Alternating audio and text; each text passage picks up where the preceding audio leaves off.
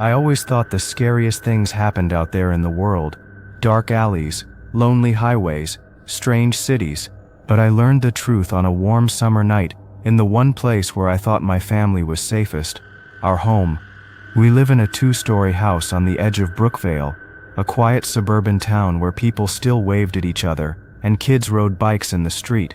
My wife Laura and I had moved there 3 years ago with our 2 kids, Emma 12 and Ryan 9 years old, trading city chaos for peace of mind. We built our little haven, a fenced backyard, a dog named Max, and a modest but steady life. But that illusion of safety shattered the night I saw the hooded figures. It began around 2 a.m. I'd been dozing on the couch after a long day when Max's sudden growl jolted me awake. He wasn't barking, not his usual territorial outburst, but a low, steady rumble that vibrated in his chest. His ears pointed toward the front window, body stiff. "What is it, boy?" I whispered, rubbing my eyes. Then I heard it too, the crunch of gravel on our driveway.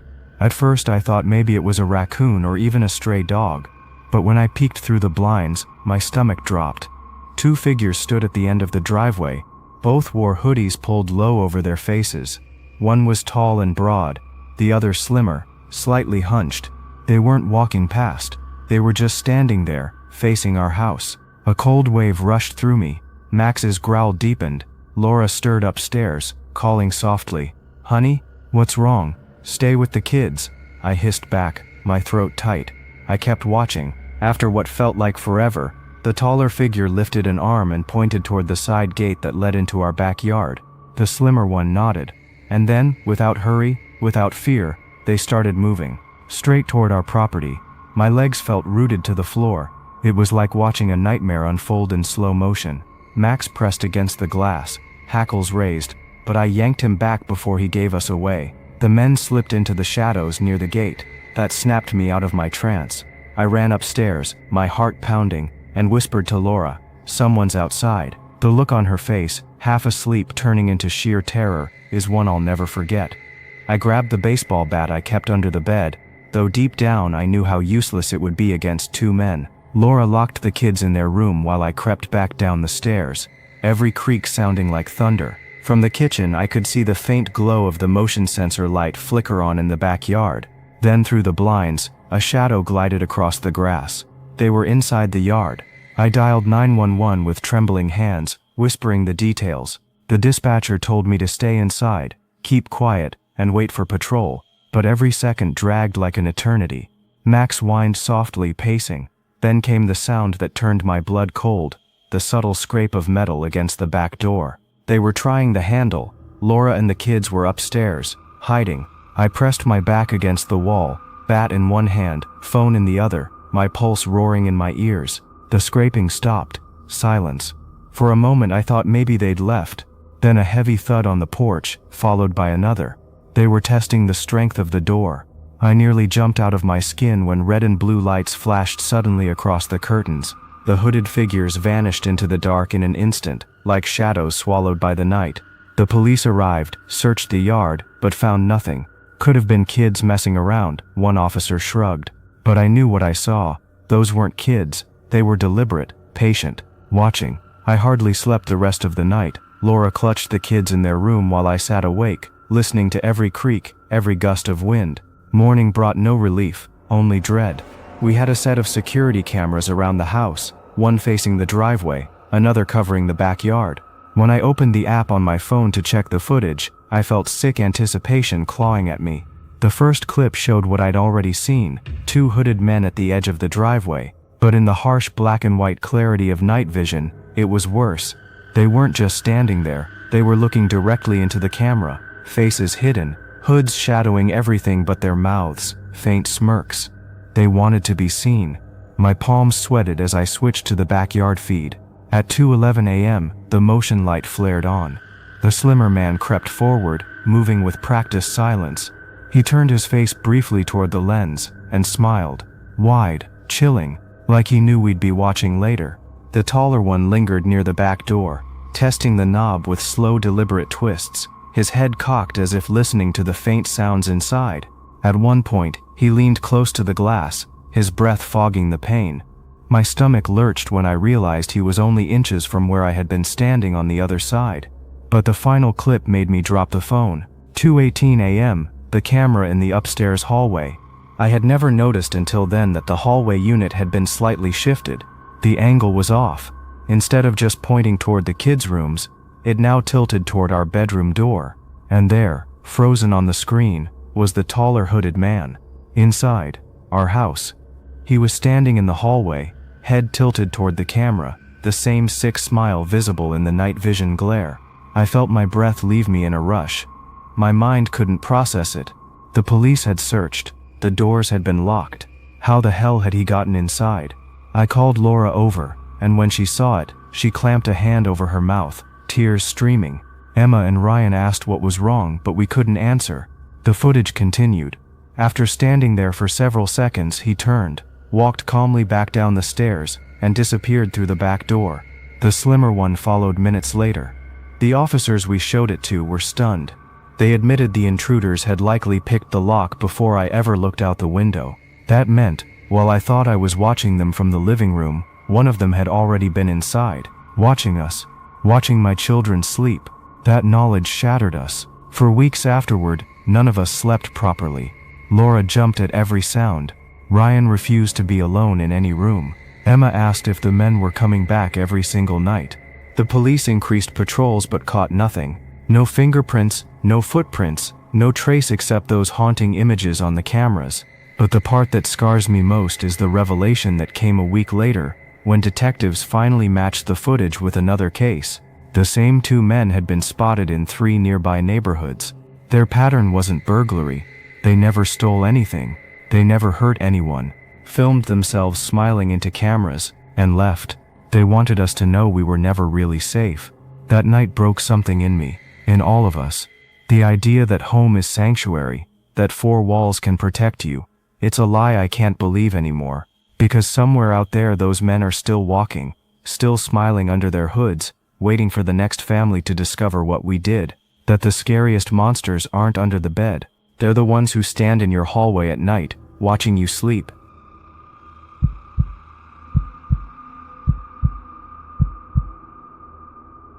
I always thought of Clearwater Beach as one of the most beautiful stretches of sand in Florida.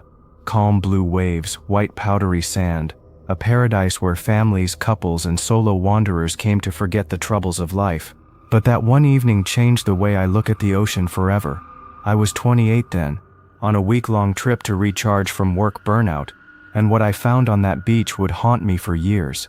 It began quietly, just like any other evening. The sun was tilting low, the horizon glowing orange and purple, people still splashing in the shallow waves or sipping drinks at the tiki bars. I'd taken off my sandals and walked the edge of the tide, letting the warm froth lap over my toes. That's when I saw it, a backpack lying half buried in the sand. It wasn't just any pack, it was bright teal, with a faded patch sewn on the side that read "Adventure Awaits." It looked like the kind of bag a teenage girl or college student might carry. What struck me was that no one was near it.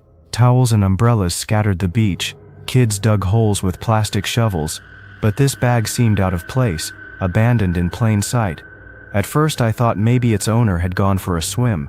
I stood there for a moment, scanning the water, but there were no frantic swimmers, no one searching the sand, no one even glancing back at it. Something about the way the zipper was half open, with a book and sunscreen peeking out, made me uneasy.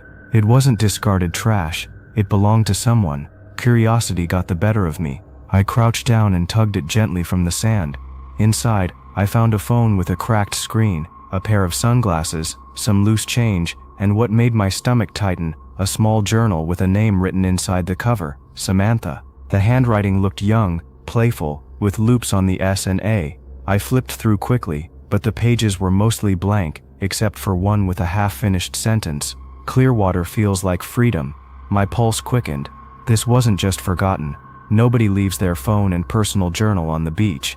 I stood up, scanning again, and that's when I saw something that froze me in place. Farther down the beach, near the line where the sand met the dunes, 3 figures moved, 2 men and a girl. Even at a distance, the girl looked too young to be with them.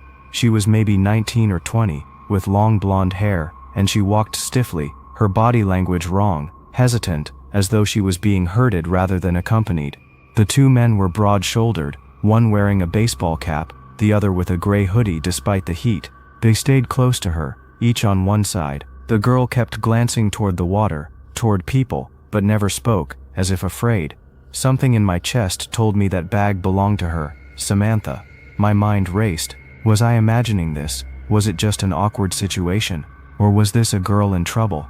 I debated running up to them, but fear locked my feet. Instead, I slipped the phone into my pocket, heart hammering, and followed at a distance. They led her away from the busier stretch of Clearwater, down toward the quieter part where the crowd thinned. My gut screamed danger. Every step I took, I rehearsed what I would do. Call the police? But I didn't know what exactly was happening. Confront them? What if they turned on me? Still, I couldn't let her disappear. The sun was almost gone now, the sky bruising purple, the boardwalk lights flickering on. My breaths came shallow as I trailed them past a row of closed rental shacks. Then it happened.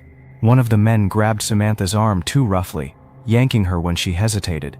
She stumbled, and I heard her voice for the first time, a muffled plea, sharp and desperate. That was all the confirmation I needed. She wasn't with them willingly.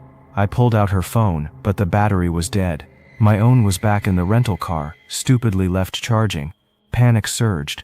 The men pushed her toward a darker section near the dunes, partly hidden from the boardwalk. I had to act. Gathering courage I didn't know I had, I sprinted closer and shouted, "Hey, let her go." My voice cracked, but it startled them enough to pause. Samantha twisted, her eyes meeting mine for an instant. Wide, terrified, silently begging.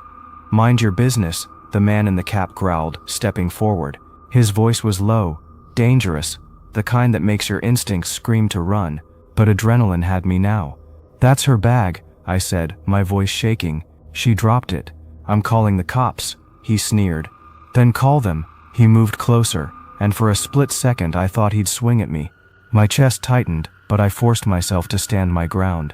Samantha seized that moment. She kicked at the other man's leg and bolted toward me. He cursed, lunging after her, but I rushed forward and grabbed her wrist, yanking her behind me. "Run!" Shouts followed, heavy footsteps pounding in pursuit. I could barely breathe, but I didn't dare stop. Samantha clung to my arm as we weaved past picnic tables and trash bins. People were nearby now, laughing tourists, strolling couples, and that was our only chance. "Help us," I yelled, my voice breaking. Heads turned. The men slowed, realizing eyes were on them. One of them cursed loudly before veering off into the shadows. The other followed, disappearing between buildings. Samantha collapsed against a railing, sobbing. My chest heaved, sweat dripping down my face as I tried to calm her. "You're safe now," I told her, though my own hands trembled. A couple rushed over, asking what happened, and I explained in fragments. Someone called 911. Within minutes, police arrived, taking statements, securing the area. Samantha clung to me like a lifeline, whispering thank you over and over. At the station later, I finally learned the truth. Samantha was 21, visiting from out of state. She'd been tricked earlier that day by those men. They'd posed as friendly travelers, offering to show her some hidden spots around Clearwater. By the time she realized something was wrong, they had her cornered. Their plan, as police pieced together, was to traffic her, force her into something unthinkable. They'd taken her phone and tried to isolate her. When she resisted, they planned to move her from the crowded beach to a secluded location. The backpack I found had slipped from her grip during the struggle earlier, without them noticing. That forgotten bag became the thread that saved her. The men were caught later that night.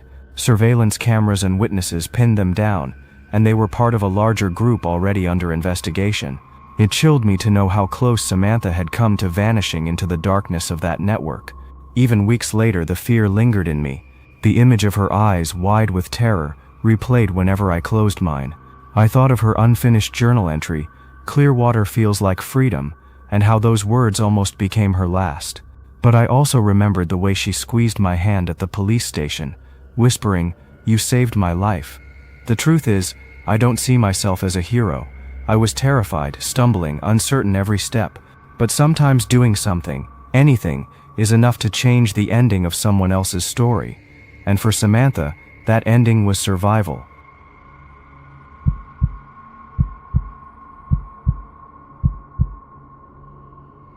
I was 17 the summer I told myself I could finally do something on my own.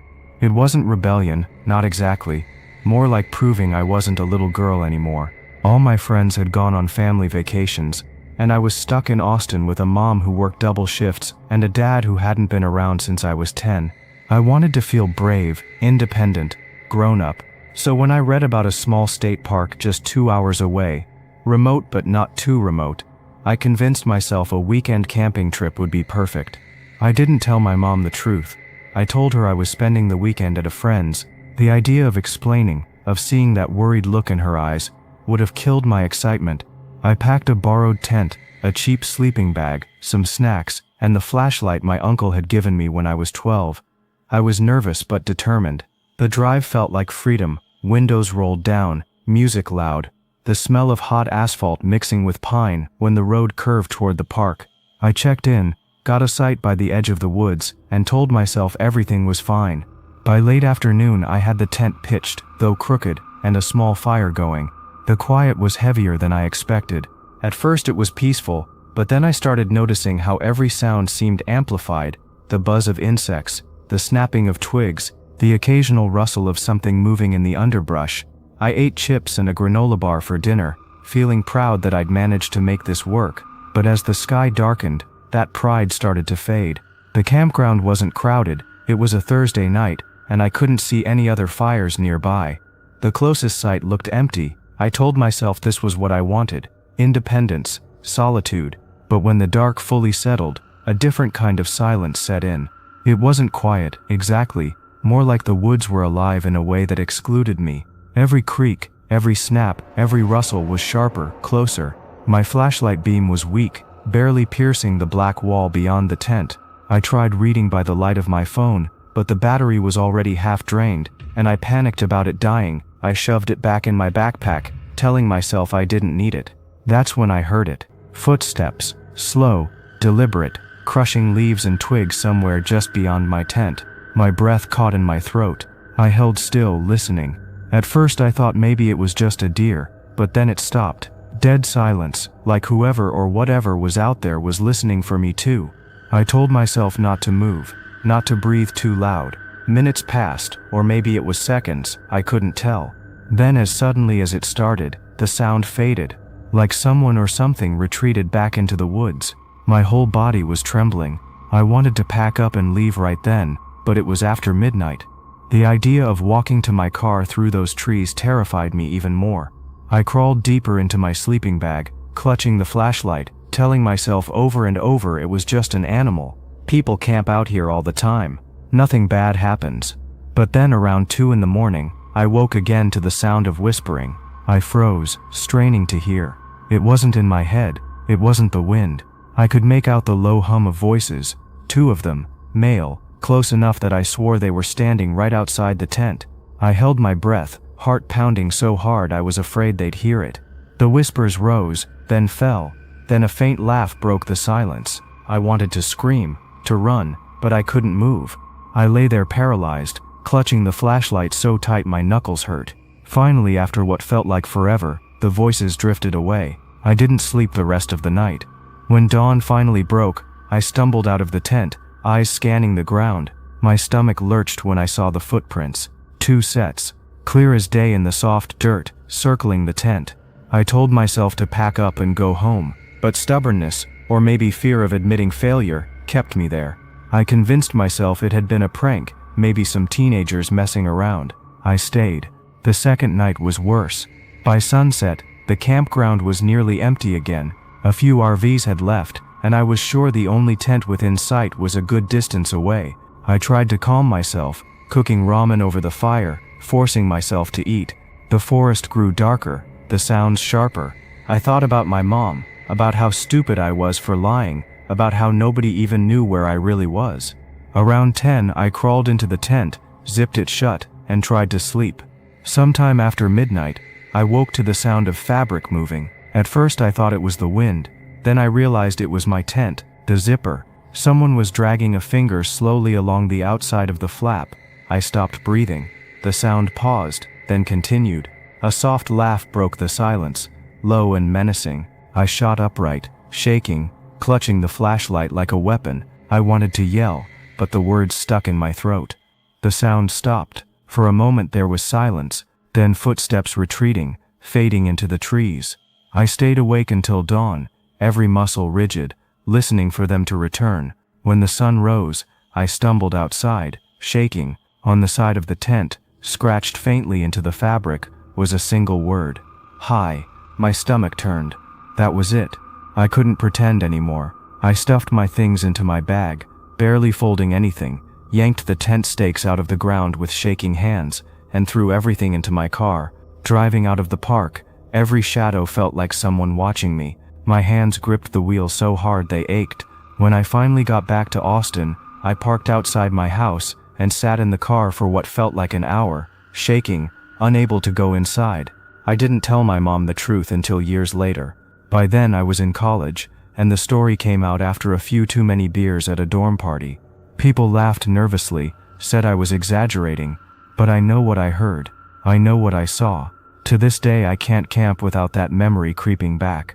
The sound of footsteps circling in the dark, the whisper of voices just outside, the scratch of a finger dragging across the thin barrier of fabric between me and whatever was out there.